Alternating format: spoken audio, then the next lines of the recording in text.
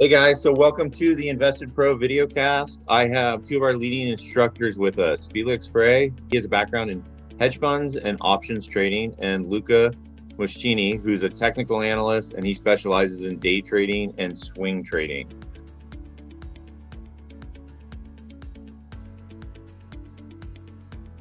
Hello everyone, Luca chapter 3. Let me show you my screen so you can see the charts I'm looking at. On January 6, they took it down. As you can see, this day it opened lower and it went down to 101. There was another dark pool activity. I sent a message to the group. This is a buy. They did it once, twice, and 3 times. At this level, we re-entered. And from that point on, started to trade. As you can see, we entered was around 108, 110, somewhere around the level. And then here across the ATMA, this is the orange line that I always watch as a trigger point. As long as it remains above it and close above it, for us, it's still a long position. When it closes below it, it's kind of an indication, time to close the position or at least heal some off. So it also depends on your strategy. Our strategy was a swing trade, and the targets we had 126, 139, and the 50 SMA. So at that point, this blue line was approaching the 154. But the bulls were so strong because price in 2022 came down so heavily that every drop was an opportunity to go higher. As you can see here, there was a red candle. We always look for the sell signal. Red candle here, 1 day down, 2-day consolidation, and then they took it higher. They broke the 50 SMA, and from that point on, they kept on pressing. Anybody trying to short it here got stuck, and the bulls took them back. So it's very strong stock right now. It's not something that I want to be short here, or I want to even. I don't like being long, and I'm not sure I like being short. But what I will tell you is that I'm respecting this sort of area right in here, the 205, 200 to 210. To me, I'm going to respect that as an area that has a lot of history here, a lot of support, broke through, resistance, broke down, came up, and it's having a fight here. So I'm going to respect that. I don't know what the next move is, but one trade that I liked was how can I play this March 1st Investor Day? It's a big day. This is, Master Plan 1, 2, and now Master Plan 3. He's not going to go up there and just say we're going to come up with a $20,000 car, $10,000. He's coming out there with a 10-year vision. Imagine what he told us about full self-driving years ago, and he's been building towards that. Did he make it? No, but damn, they're getting pretty close. I mean, you have GM's company out there. You have Amazon with their potential taxi. It was in the news today that they're putting out these autonomous taxis. We're damn close. Maybe 4 or 5 years ago when he said that, people were like, no chance. But we're getting there. So again, $10,000 car, it's not going to move the needle. I think if the board of directors had their head on straight and they could tell them what to say, AI is so important right now. Microsoft up 20%, or what was it up? Maybe 20%. I don't know, look at the chart, but you're talking about 15% on a $2 trillion stock. They added $300 billion of market cap. If he comes in there, Tesla is AI, right? That he's been talking about AI for years, but it's not like you can show it in a chat box, which, by the way, they're proving now that may not even work, right? Because it's not coming up with the right answers.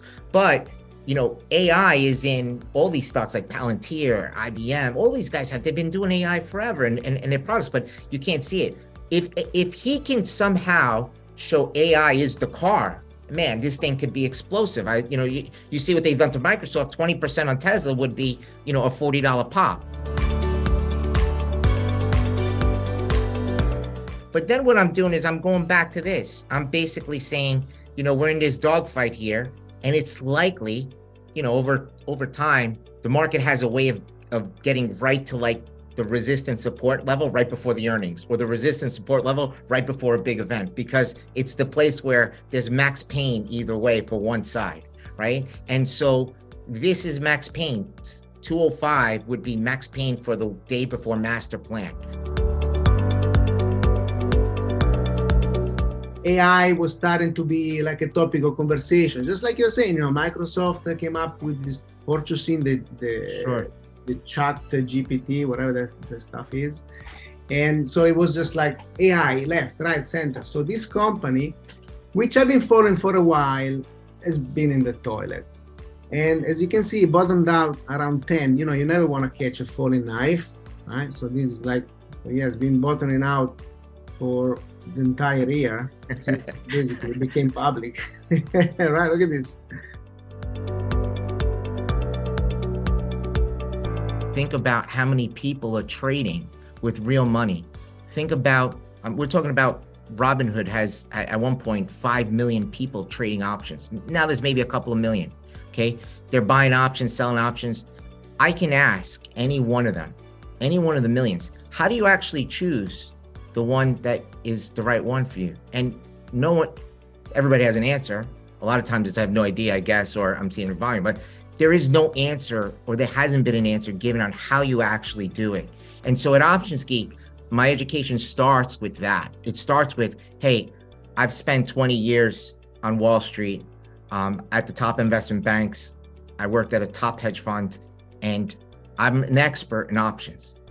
I'm an expert in, for sure, I'm an expert in how the options industry has taught it over the last 50 years. That's what I did at Bank of America. I was one of the largest market makers at Bank of America with billions behind me in capital. But when a client would call me up and say, I like AI, I think it's going higher, which one should I buy? I could say it now. I would never have said it back then, but I could say it now. I don't know how to answer that question. Like I have, there's certain things I could say, and there's certain ways I can say it in the way that the investment banks think about it. But, that's a tough question. And if you ask any professional out there, any single one, you'll see them squirm in their seats. If you ask them, which is the right option that we should be buying? There's no answer, okay? Trust me, there's no answer. So when I look at this, what I built here is something to give you that answer, to help you figure out what that answer might be. Now, what this machine did, what I did here was a little bit like what Robinhood was trying to do, like let's dismiss most of the strikes, right? Let's just dismiss a lot of strikes. In this case, the machine has left this one open and this one open. This is sort of the range, and something like, just to give you an idea, let's just look at, let's look at Tesla. Tesla, March.